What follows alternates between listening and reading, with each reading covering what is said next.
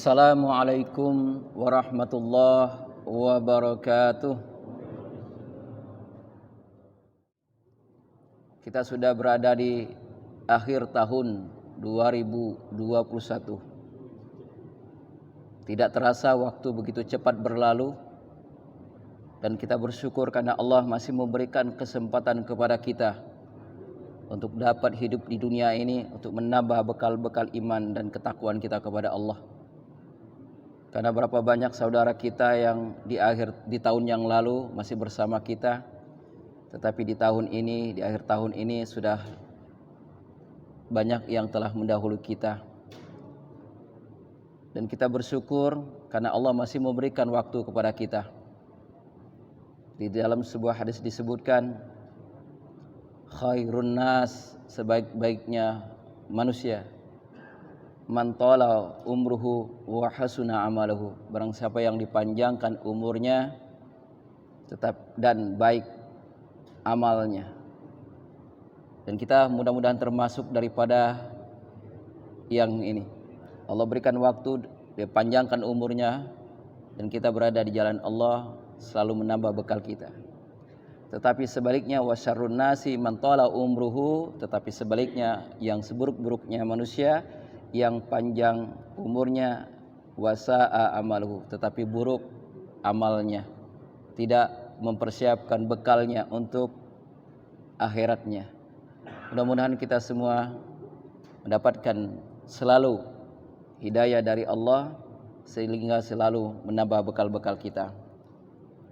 Dan tak lupa kita bersalawat kepada junjungan kita Nabi Muhammad sallallahu alaihi wasallam. Semoga kita yang hadir semua yang di masjid ini mendapatkan syafaatnya nanti di yaumil akhirah. Bapak Ibu jamaah salat subuh yang dirahmati oleh Allah Subhanahu wa taala. Di dalam Al-Qur'an dan hadisnya Rasulullah, kata-kata iman selalu kita dengarkan. Kata-kata iman merupakan suatu kata yang selalu Allah khitabkan ataupun panggil kita, ya ayyuhalladzina amanu, wahai orang-orang yang beriman. Dan iman ini di dalam sebuah pernyataan para sahabat dan juga para ulama, al-iman yasdad wa yankus. Iman itu bertambah dan berkurang. Terkadang bertambah, di lain waktu berkurang. Kapan bertambahnya iman dan kapan berkurangnya iman? Pada umumnya, al-iman yasdu bil ta'ah. Iman itu akan bertumbuh atau bertambah kalau dengan ketaatan dengan Allah Subhanahu wa taala, dan itu banyak sekali bentuknya. Dan nuqsanuhu, dan kekurangan iman itu adalah bil maksiyah, dengan bermaksiat, dengan melakukan amal-amalan yang tidak baik, maka iman kita akan berkurang.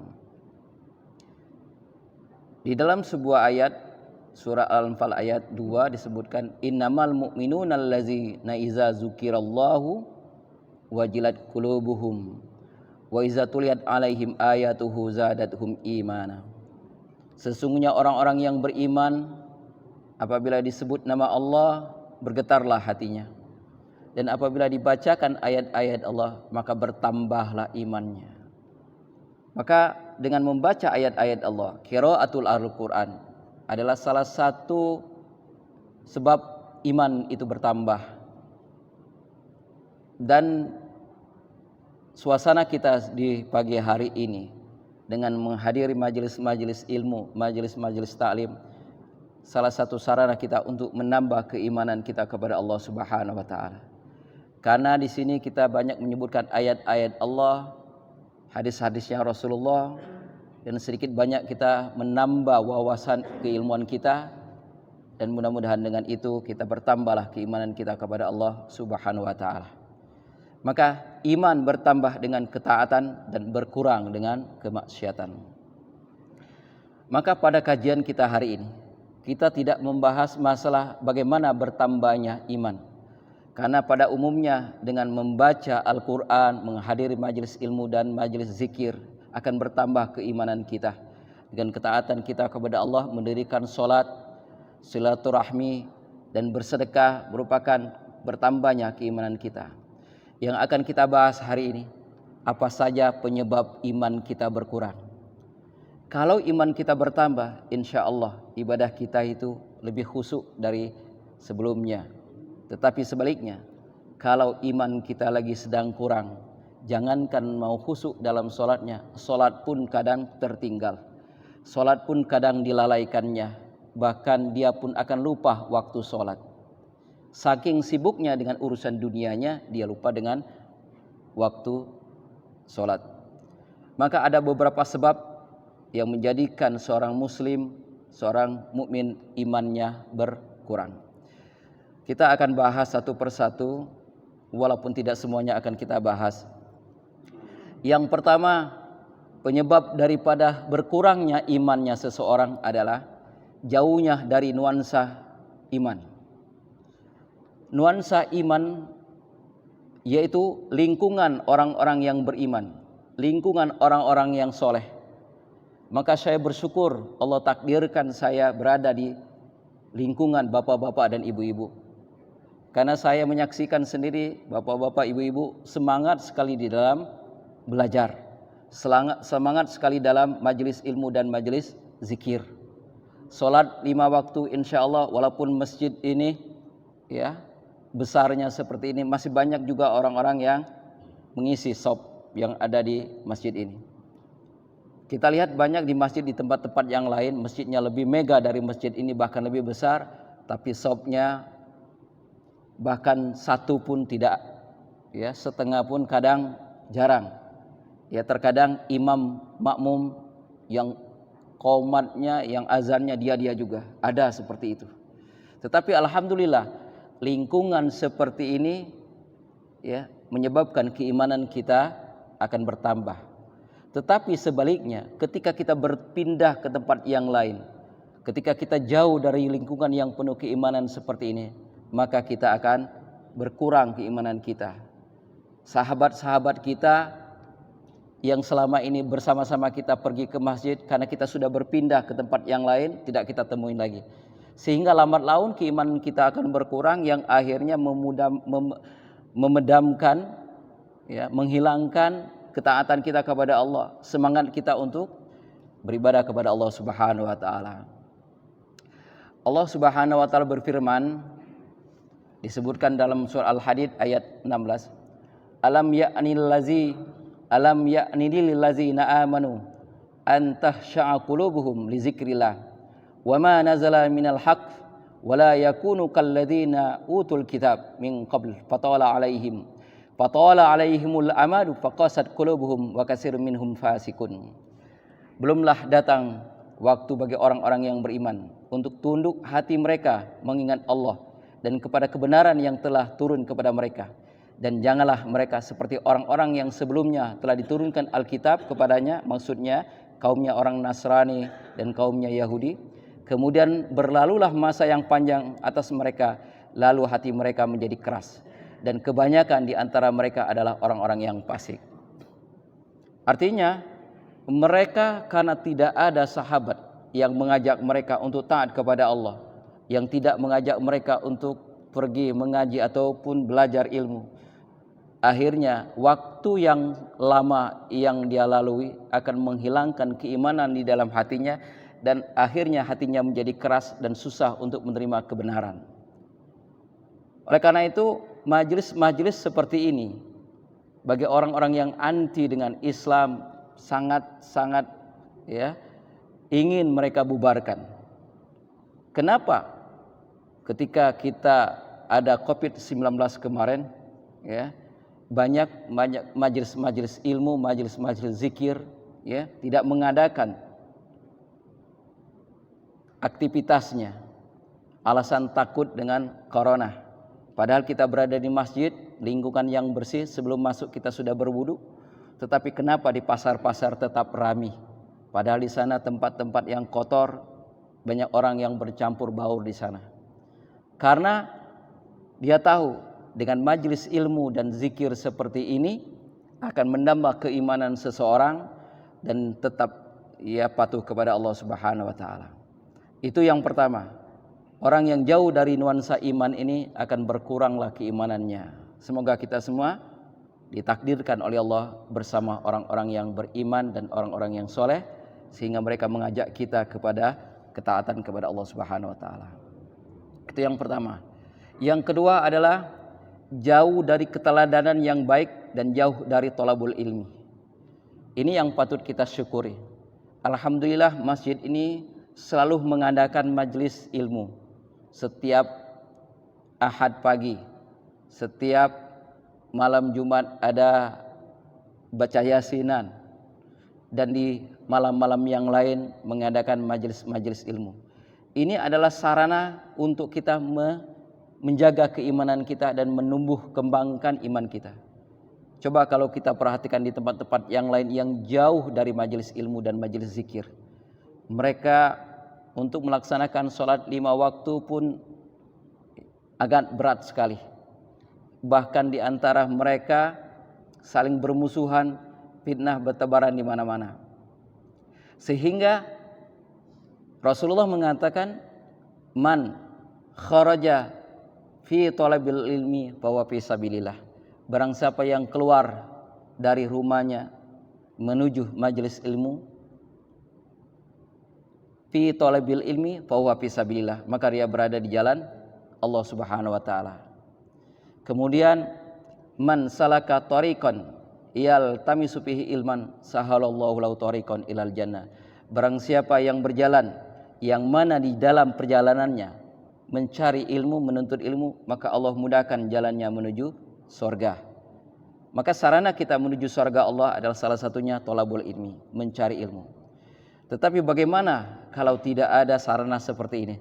Maka keimanan kita akan berkurang dan akhirnya padam, yang akhirnya hati kita menjadi keras, susah kita menerima kebenaran, dan akhirnya kita jauh dari Allah Subhanahu wa taala, matinya akan menjadi su'ul khatimah.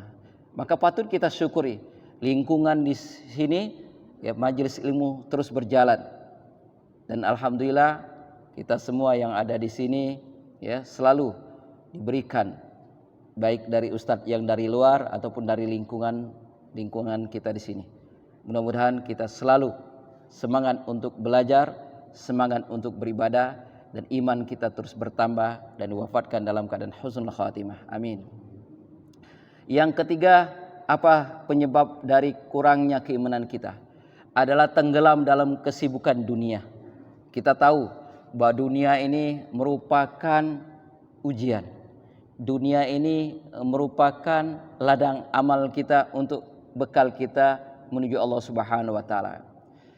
Allah Subhanahu wa taala berfirman, "Innallaha qala", sesungguhnya Allah berfirman, "Inna anzalnal mal", sesungguhnya kami, kata Allah, menurunkan harta liiqamis shalah, untuk mendirikan sholat. Ternyata Allah memberikan rezeki kepada kita. Dengan memakan rezeki itu kita kuat untuk beribadah. Itu tujuannya. Sehingga kita makan dan makanan itu masuk ke dalam tubuh kita, itu akan menguatkan kita beribadah kepada Allah. Wa ita'iz zakah, dan tujuan yang lainnya adalah agar supaya kita mengeluarkan zakat, berbagi kepada saudara kita yang tidak mampu. Kemudian walau kana li ibni Adam, kata Allah di dalam hadis qutsinya, kalau sekiranya anak Adam itu wadin, mempunyai suatu lembah, yang mana lembah itu terdiri dari emas, perak, harta, la ahabba ayyakuna ilahi sanin, niscaya dia menginginkan lembah satu lagi, saking dia tamaknya dengan harta. Kalau sekiranya kita diberi oleh Allah lembah, yang mana lembah itu penuh emas dan perak dan harta yang lainnya, niscaya kita menginginkan lembah yang kedua. Walau kana lahu wadiyani la ahabba ayyakuna ilaihi masalisun, kalaupun dia mempunyai dua lembah yang terdiri dari emas dan perak, niscaya dia menginginkan lembah yang ketiga. Wala yamla'u jaufa ibni Adam illa turab, dan tidak ada yang bisa mengisi, memberhentikan itu semua kecuali tanah. Artinya ketika dia sudah berkalang tanah, masuk dalam ke dalam lahat, baru berhenti keinginan untuk menumpuk-numpuknya harta. Summa yatubullahu ala man tabah. Tetapi Allah memberikan taubat kepada orang yang bertaubat. Artinya nafsunya manusia tidak akan berhenti walaupun diberikan harta, lembah yang penuh dengan harta, gunung emas sekalipun, dia tetap ingin menambah hartanya. Inilah yang menenggelamkan manusia ke dalam dunia, yang akhirnya mengurangi keimanannya, bahkan menghilangkannya. Banyak orang yang kita lihat koruptor, mereka bukan karena tidak ada uang, mereka sudah kelebihan uang, tetapi kenapa masih saja mau korupsi? Karena tadi kata Allah, sekiranya anak Adam itu kami beri lembah yang terdiri dari emas, gunung pun dari emas, niscaya dia akan mencari gunung yang kedua, lembah yang kedua. Tidak akan puas dengan dunia ini kecuali tanah yang telah masuk ke dalam mulutnya, artinya dia telah masuk ke dalam liang lahat. Ya. Maka disebutkan dalam firman Allah, alhaakumut takasur, bermegah-megahan telah melalaikan kamu, hatta zurtumul maqabir, sampai kamu masuk ke liang kubur. Maka bermegah-megahan dengan harta yang Allah berikan, padahal tujuan Allah memberikan rezeki untuk mendirikan sholat dan menunaikan zakat, dipakainya untuk berpoya-poya, dipakainya untuk bermegah-megahan. Ya, saya perhatikan di media sosial itu banyak kakek-kakek, banyak nenek-nenek masih aja selfie-nya luar biasa. Dia memamerkan di mana tempat dia pergi, di mana dia tempat wisata dan sebagainya. Seolah-olah dunia ini dia tidak pernah mati lagi. Seolah-olah dunia ini akan dihuninya selama-lamanya. Padahal waktunya sudah untuk mempersiapkan.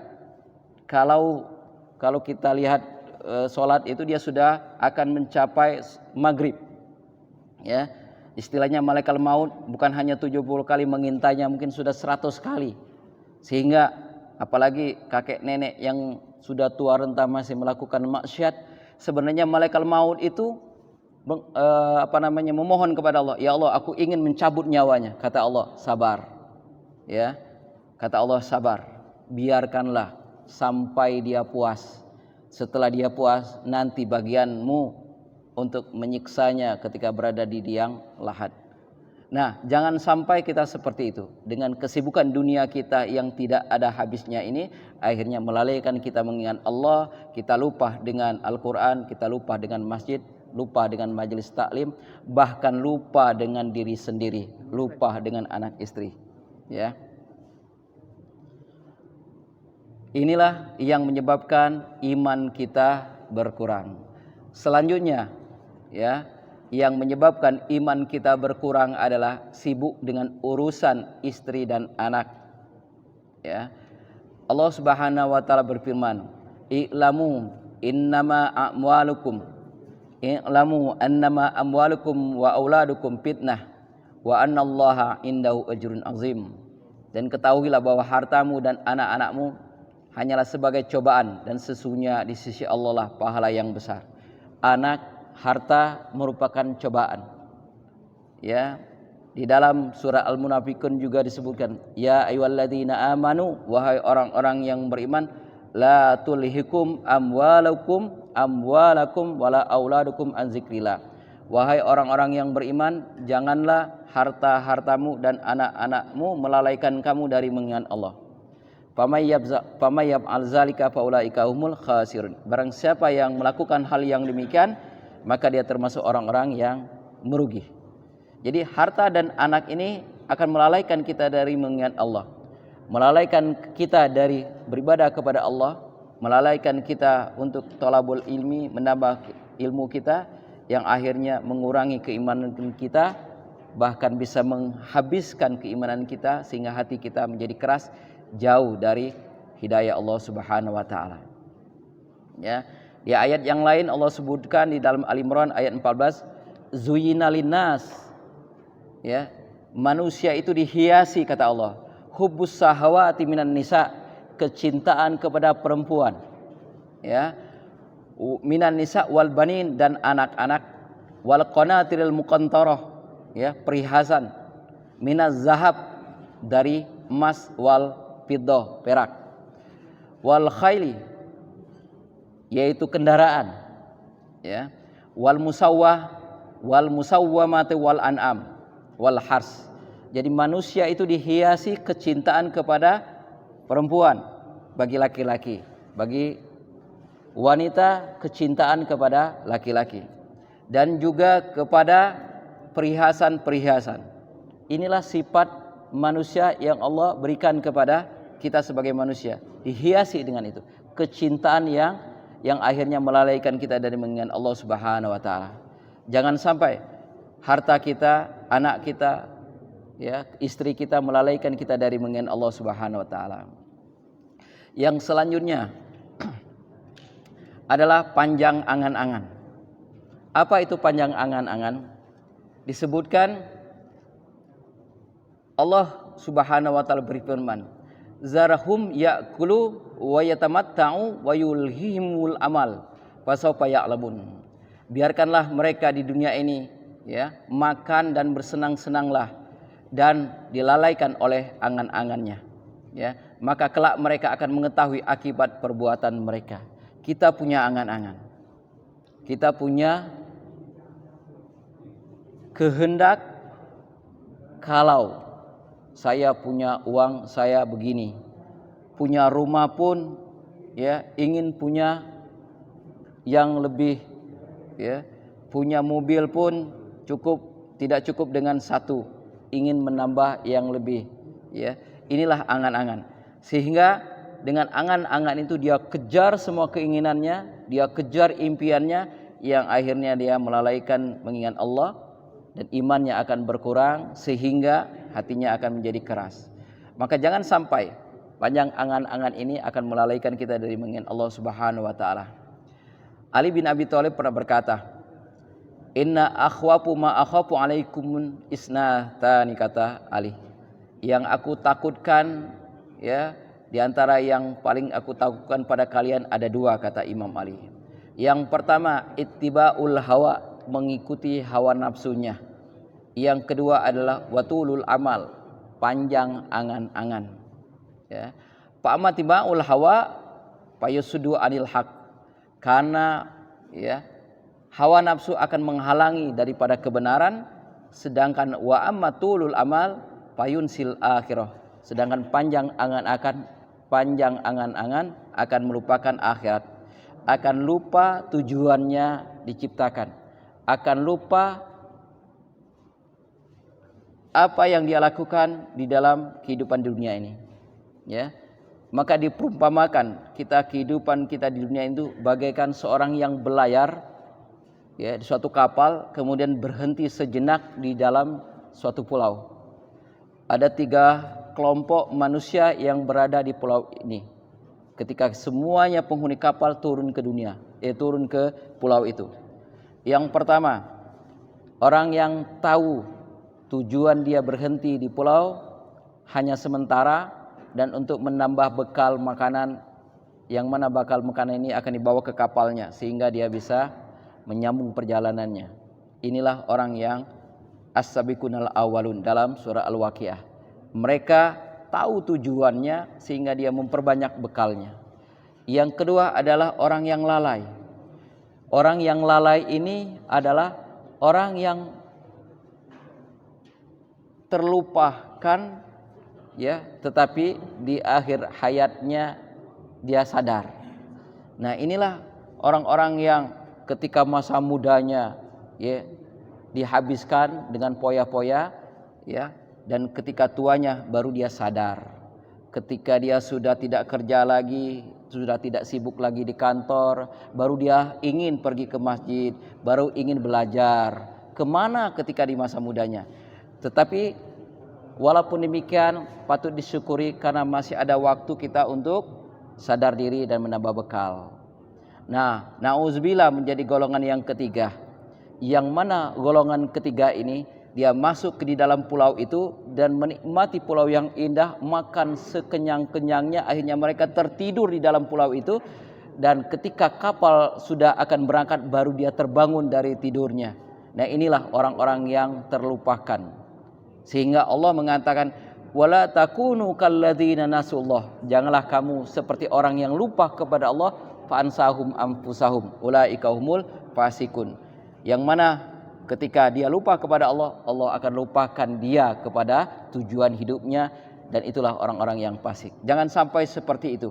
Ketika sakaratul maut datang menjemput kita, kita baru sadar bahwa tujuan kita di dunia hanyalah untuk menambah bekal kita, karena kita adalah, kata Rasulullah, kun fid dunya ya abirus sabil. Jadilah kamu di dunia itu seperti orang yang sedang musafir. Yang mana orang musafir tidak lama, dia hanya sekedar mencari bekal, yang selanjutnya akhirnya dia tinggalkan tempat itu. Dan yang selanjutnya, inilah yang melalaikan kita, ya, mengurangi keimanan kita, adalah makan, tidur, dan berkata yang berlebih-lebihan. Faktor inilah yang banyak menyebabkan iman kita berkurang. Ya, jadi porsi makan yang berlebihan itu dapat menumpukan akal dan memberatkan badan kita dari ibadah kepada Allah. Banyak makan, ya, kita dibolehkan makan sekedarnya saja untuk mendirikan badan kita agar supaya kita bisa taat kepada Allah. Tapi kalau sudah banyak makannya, ini akan mengurangi akalnya dan melemahkan badannya atau memberatkan badannya, ya, ketika dia taat atau mendirikan sholat kepada Allah Subhanahu wa taala. Ya, kita saksikan ketika ya, kita makan, ya, dengan tidak membaca basmalah, kemudian kita makan dengan porsi yang berlebih-lebihan, maka semua yang masuk ke dalam diri kita, ya, itu akan mengganggu saraf kita dalam taat kita kepada Allah Subhanahu wa taala. Ada sebuah ilmu yang saya dapatkan dari Syekh Sya'rawi, yang mana Syekh Sya'rawi itu mengatakan, jika kalian minum membaca basmalah kemudian diakhiri dengan membaca alhamdulillah, 3 kali kalian lakukan bismillah, ditelan, kemudian ucapkan alhamdulillah, kemudian membaca bismillah lagi dengan ditelan, kemudian ucapkan lagi basmalah sampai 3 kali, maka selama air itu berada di dalam dirimu, maka engkau jauh dari gangguan-gangguan syaitan, akan terjauh dari orang-orang yang jahat kepadamu. Ya, makanya ketika kita minum, kita ucapkan basmalah, dan ketika setelah ditelan kita membacakan alhamdulillah, dan lakukan 3 kali. Insya Allah, ya, selama air itu berada di dalam badan kita, dia akan menjauhkan atau melindungi kita dari gangguan-gangguan setan. Dan kebanyakan tidur, ya, itu akan menghilangkan akal kita. Orang yang banyak tidur akan menghilangkan akal kita, ya. Sedangkan orang yang banyak berbicara akan merapuhkan hatinya, ya. Sehingga Rasulullah mengatakan, la tuksirud dhahika fa inna kasratud dhahik tumitul qalba. Jangan banyak bicara, jangan banyak ngomong, karena banyak ngomong itu akan mematikan hati. Ya. Maka banyak makan, banyak tidur, banyak berbicara akan mengurangi keimanan kita. Kalau kita banyak makan, ya, badan kita akan menjadi berat untuk taat kepada Allah. Kalau kita banyak tidur, ya, kita akan menjadi lemah untuk taat kepada Allah. Dan berkuranglah akal kita. Kalau kita banyak berbicara, akan mengurangi, akan mengeraskan hati kita. Maka banyak makan, banyak tidur, dan banyak berbicara, ya, kalau sudah berlebihan tidak baik. Sehingga kata Rasulullah, kata Allah, kul washrab walbas watasaddaq. Makanlah, minumlah, berpakaianlah, bersedekahlah, wala makhilah, jangan berlebih-lebihan.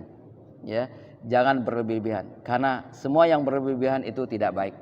Apapun yang berlebihan, bahkan ibadah pun kalau terlalu berlebihan itu tidak baik. Contohnya, dia sholat ya subuh di masjid ini, kemudian dia terus berzikir sampai sholat isyraq tadi, kemudian terus berzikir sampai sholat duha, terus berzikir baca Quran sampai sholat zuhur, dan akhirnya maghrib sampai di isya, dan akhirnya tidur di masjid, tidak keluar-keluar. Suatu ketika Rasulullah pernah menemui sahabat yang seperti ini. Dilihatnya oleh sahabat, di masjid aja gawinya. Apa dialah yang kau lakukan? Ya Rasulullah, katanya, aku nak kerja dekati pekerjaan. Aku nak begawi ya tidak ada tempat. Jadi ya kerjaan aku ibadah saja. Kata Rasulullah, keluar kau, pergi bekerja, sholat sesuai dengan waktunya. Artinya Rasulullah pun melarang kita berlebih-lebihan di dalam beribadah. Suatu ketika ada sahabat yang berbicara. Satu mengatakan, saya ingin sholat malam terus menerus sehingga saya tidak tidur di malam hari. Ada yang mengatakan, saya harus puasa sepanjang hari dan saya tidak makan di siang hari. Ada yang berkata, saya tidak akan nikah ya karena wanita akan mengganggu saya. Akhirnya Rasulullah mengatakan, saya sama seperti kalian ya, dan orang yang paling taat di antara kalian itu adalah saya. Tetapi kata Rasulullah, saya puasa dan saya makan, saya sholat malam dan saya tidur, saya nikah. Artinya harus ada keseimbangan antara dunia dan akhirat. Sebagaimana dalam surah Al-Qasas disebutkan, wabtaghi fima ataqallahu darul akhirah wala tansa nasibaka minad dunya. Ya, dan carilah karuniamu untuk akhiratmu, tapi jangan lupa bagianmu di dunia ini. Malam hari memang baik untuk ibadah tahajud, tapi badan kita perlu juga istirahat. Jadi jangan diporsir nian yang akhirnya menyebabkan sakit. Puasa itu baik, tetapi sebaik-baiknya puasa kata Rasulullah adalah puasanya Daud, sehari puasa sehari tidak. Tidak boleh kita puasa sepanjang hari, dan tidak juga boleh puasa wisol, puasa nyambung. Kawin juga ya itu adalah sunnah ya. Maka ibadah ya yang paling enak dan lama itu adalah nikah. Kata Rasulullah ya, an-nikahu sunnati. Nikah itu adalah sunnahku. Faman raghiba an sunnati falaysa minni. Barang siapa yang tidak suka dengan sunnahku, yaitu nikah tadi, maka dia bukan termasuk dari golonganku. Maka orang yang tidak nikah karena dia tidak mau mengotori dirinya, maka dikatakan oleh Rasulullah, dia bukan adalah bagian umatku. Ya, maka harus ada keseimbangan antara dunia dan akhirat. Ya. Maka porsi makan, tidur dan berkata yang berlebihan ini akan mengurangi keimanan kita, yang akhirnya ya iman kita akan surut, yang akhirnya ya hati kita menjadi keras dan jauh dari hidayah Allah Subhanahu wa taala. Bapak Ibu yang dirahmati oleh Allah Subhanahu wa taala, mari kita menjaga keimanan kita dengan memperbanyak ya thalabul ilmi, majelis ilmu seperti ini, dan berkawan atau berteman, bersahabat dengan orang-orang yang beriman, orang-orang yang selalu mengajak kita kepada iman kepada Allah, yaitu sahabat kita yang soleh. Maka sahabat kita yang soleh selalu mengajak kita kepada kebaikan ya. Maka kalau kita jauh dari sahabat yang soleh ataupun jauh dari majelis ilmu, iman kita akan berkurang, yang akhirnya hilang, yang akhirnya kita jauh dari Allah Subhanahu wa taala, dan nantinya di akhir hayatnya akan menjadi orang yang diwafatkan dalam keadaan su'ul khatimah. Mungkin ini saja beberapa sebab yang menyebabkan iman kita berkurang, yang harus kita jaga agar supaya iman kita yasdad wa yasdad ya, yaitu bertambah dan selalu bertambah. Dan inti daripada pembicaraan kita pada hari ini ada tidak lain adalah wa iza tuliyat alaihim ayatuhu zadathum imana. Apabila membaca dan dibacakan ayat-ayat Al-Quran, bertambahlah keimanan. Maka ketika kita membaca Al-Quran, mengkaji Al-Quran, mengkaji agama ini ya, akan bertambah keimanan kita. Pun sebaliknya, kalau kita mendengar ya, belajar seperti ini, maka akan bertambah juga keimanan kita. Maka Rasulullah mengatakan, khairukum man ta'allamal Qur'an wa 'allamahu. Sebaik-baiknya kalian adalah yang belajar Al-Qur'an dan yang mengajarkannya. Kita sekarang dalam posisi belajar, suatu saat kita akan mengajarkannya, baik itu kepada keluarga kita ataupun sahabat kita ataupun orang-orang yang ada sekitar kita.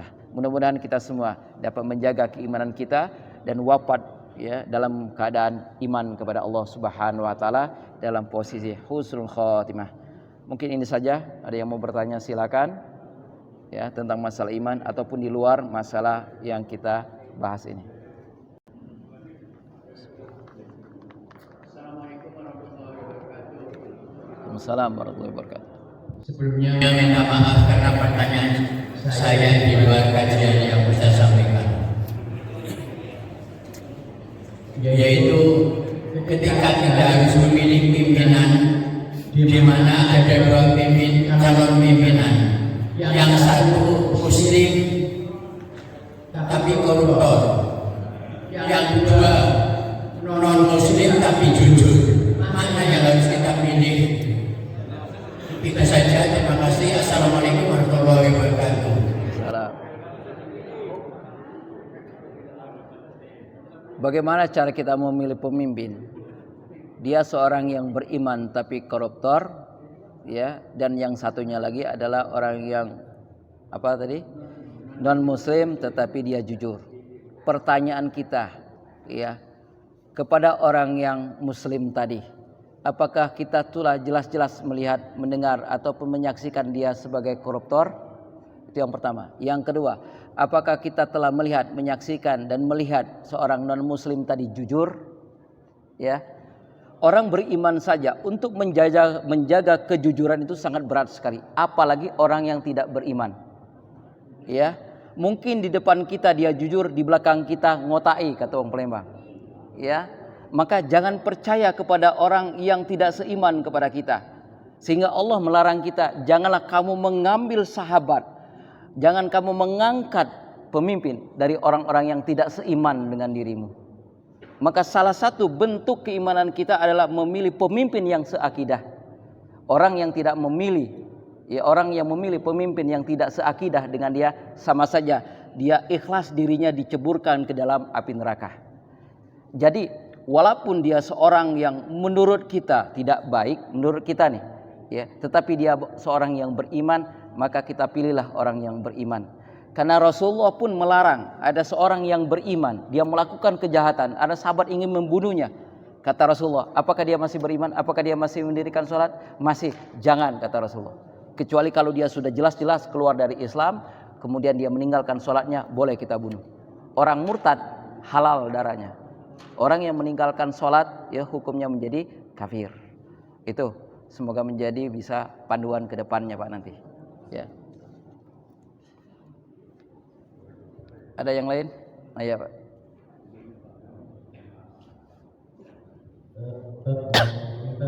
Untuk Ustaz di pendekatan orang. Dijauhin ya. Assalamualaikum warahmatullahi wabarakatuh. Assalamualaikum. Terima kasih yang saya mau tanya Secara nuansa yang bisa memenuhi keimanan kita, Ustaz. Mungkin kalau dalam kondisi seperti ini bisa menambah keimanan kita. Tapi sekarang ini ada medsos. Kadang-kadang di grup itu kirim yang kurang megah, nah itu bisa juga mengurangi keimanan kita, Ustaz. Ulangi pertanyaannya. Di medsos, di medsos itu kan seperti di grup WA atau di YouTube, itu banyak yang bisa menyebabkan kita ini mengurangi keimanan kita. Nah kadang-kadang di dalam grup itu kan sering maksudnya untuk hiburan atau sakinah. Itu juga kan kadang-kadang yang bisa menyebabkan kita keimanan kita kurang. Nah untuk mencegahnya, untuk menghindari hal seperti itu, cara sebenarnya itu aja dulu. Terima kasih. Assalamualaikum warahmatullahi wabarakatuh. Iya. Kita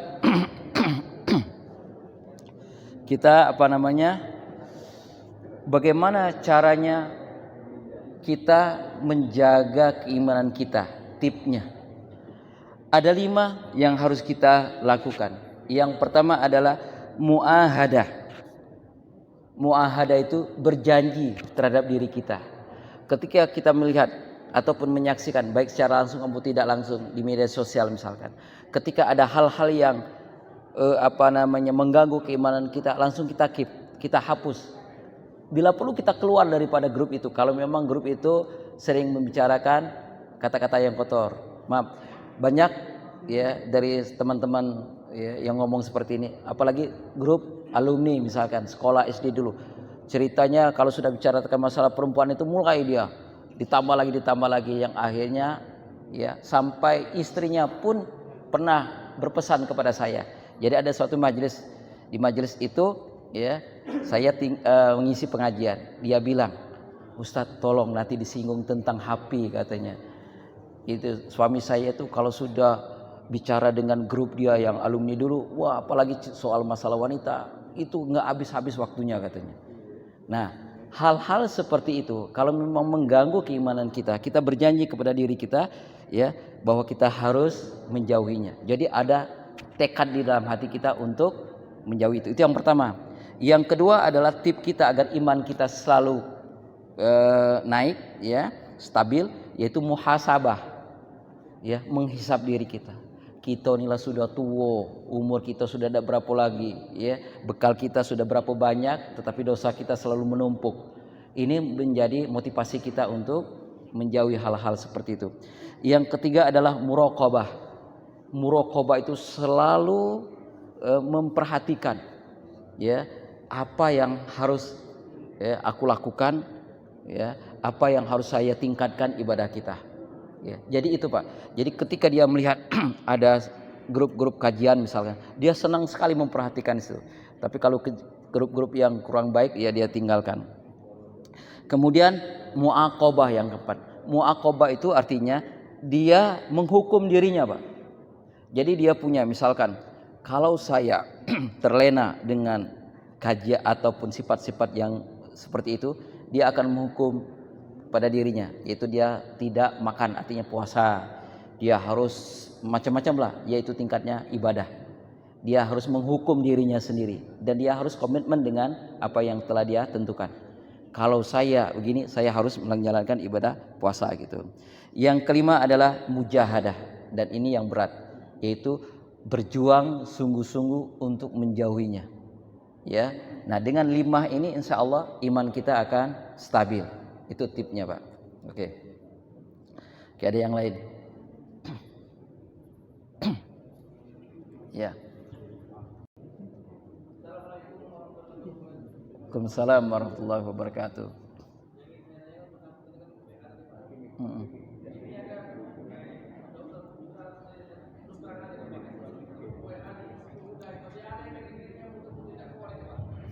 Kira-kira apa dosa yang mereka akan mendapatkan?